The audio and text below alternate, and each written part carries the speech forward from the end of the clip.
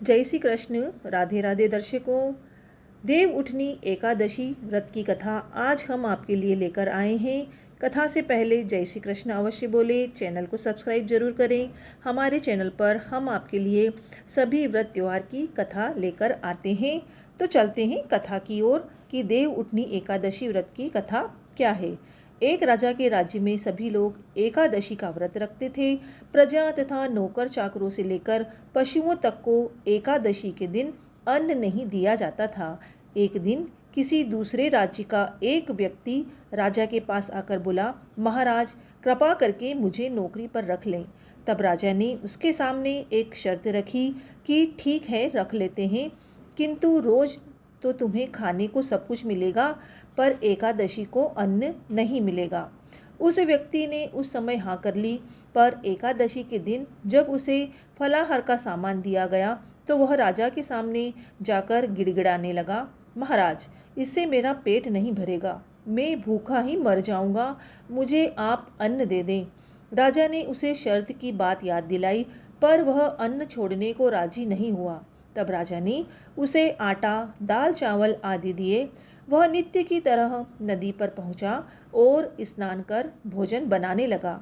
जब भोजन बन गया तो वह भगवान को बुलाने लगा, आओ भगवान भोजन तैयार है। उसके बुलाने पर पीताम्बर धारण किए भगवान चतुर्भुज रूप में आ पहुँचे तथा प्रेम से उसके साथ भोजन करने लगे। भोजन आदि करके भगवान अंतर्ध्यान हो गए तथा वह अपने काम पर चला गया। 15 दिन बाद अगली एकादशी को वह राजा से कहने लगा कि महाराज मुझे दुगना सामान दीजिए, उस दिन तो मैं भूखा ही रह गया। राजा ने कारण पूछा तो उसने बताया कि हमारे साथ भगवान भी खाते हैं, इसलिए हम दोनों के लिए ये सामान पूरा नहीं होता। यह सुनकर राजा को बड़ा आश्चर्य हुआ।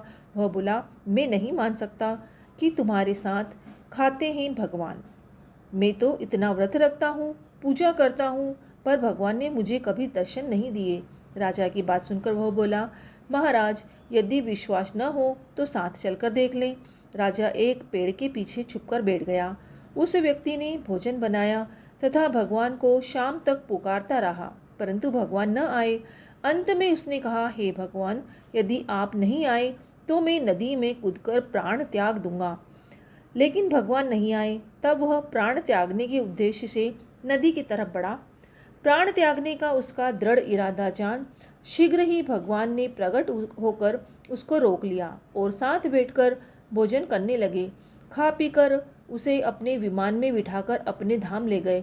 यह देख राजा ने सोचा कि व्रत उपवास से तब तक कोई फायदा नहीं होता जब तक कि आपका मन शुद्ध न हो। इससे राजा को ज्ञान मिला। वह भी मन से व्रत उपवास करने लगा और अंत में स्वर्ग को प्राप्त हुआ।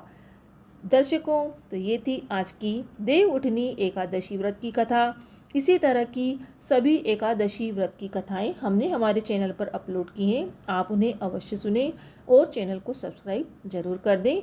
वीडियो को शेयर भी जरूर करें। जय श्री कृष्ण। राधे राधे। मिलते हैं अगले वीडियो में।